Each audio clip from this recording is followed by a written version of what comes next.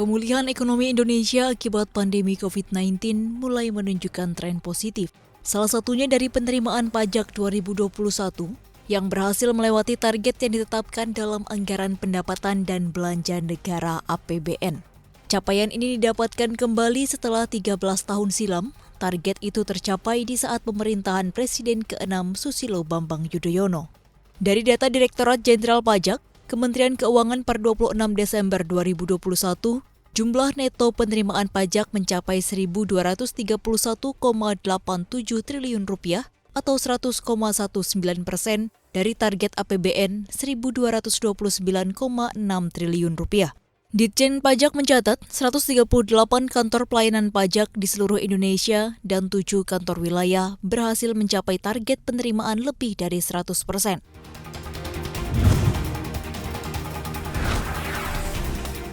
Siap-siap, pemerintahan Presiden Joko Widodo memastikan akan menyesuaikan beberapa tarif mulai tahun depan, mulai dari penyesuaian tarif pajak, rokok, LPG, hingga tarif listrik.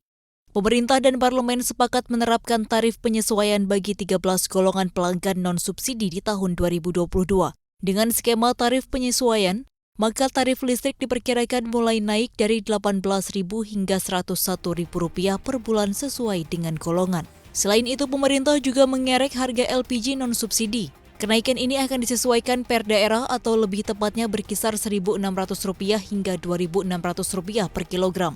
Kenaikan ini merupakan penyesuaian terhadap naiknya harga kontrak price Aramco, CPA, LPG sepanjang 2021.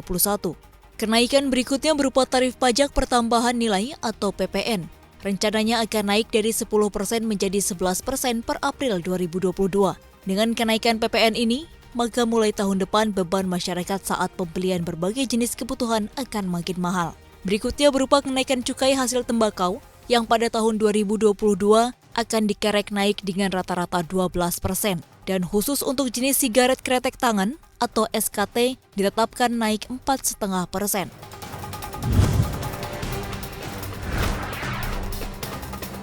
Tingginya permintaan berbagai kebutuhan pokok pada musim liburan Hari Natal dan Tahun Baru membuat harga meroket. Mengutip catatan Pusat Informasi Harga Pangan Strategis, harga rata-rata nasional telur ayam ras pada 28 Desember 2021 adalah Rp34.700 per kilogram. Angka itu melonjak 54,18% dibandingkan posisi sebulan sebelumnya. Sementara itu, harga bawang merah ukuran sedang juga naik tajam, berkisar Rp43.250 per kilogram atau naik 58,42% dalam sebulan. Sedangkan harga bawang putih melonjak 28,42% menjadi Rp37.500 per kilogram.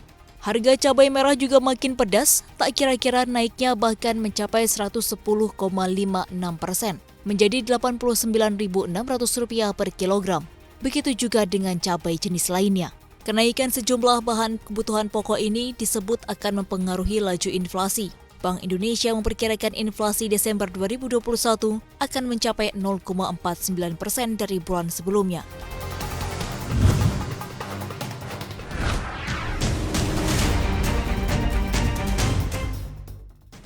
Direktorat Jenderal Perhubungan Udara mencabut larangan beroperasi seluruh pesawat Boeing 737 MAX di Indonesia. Putusan itu diambil setelah melalui proses investigasi dan perbaikan pada sistem pesawat tersebut.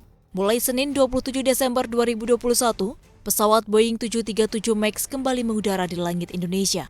Dirjen Perhubungan Udara Novi Rianto menuturkan, pencabutan tersebut telah melalui koordinasi dengan otoritas dan operator penerbangan dari berbagai dunia, khususnya ASEAN. Hingga saat ini, beberapa negara telah mengizinkan kembali pengoperasian pesawat Boeing 737 MAX. Sebelumnya, pesawat model ini pernah menggemparkan dunia karena kasus kecelakaan pesawat Lion Air JT610 dengan rute Jakarta-Pangkal Pinang. Akibat peristiwa nahas ini, 189 orang meregang nyawa pada Oktober 2018 silam.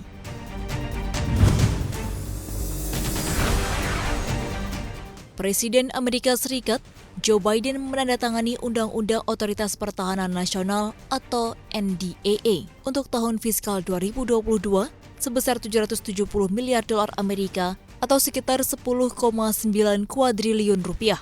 Biden menyebut undang-undang ini memberikan manfaat vital dan meningkatkan akses keadilan bagi personel militer dan keluarga mereka, termasuk otoritas penting untuk mendukung pertahanan nasional Amerika. NDAA 2022 disetujui oleh DPR dan Senat setelah sempat deadlock mengenai kebijakan China dan Rusia. NDAA tahun depan juga naik 5% dibandingkan dengan tahun lalu. Anggaran itu termasuk 2,7% kenaikan gaji bagi pasukan, pembelian pesawat dan kapal angkatan laut. Di samping itu, anggaran strategi untuk menghadapi ancaman geopolitik terutama Rusia dan China.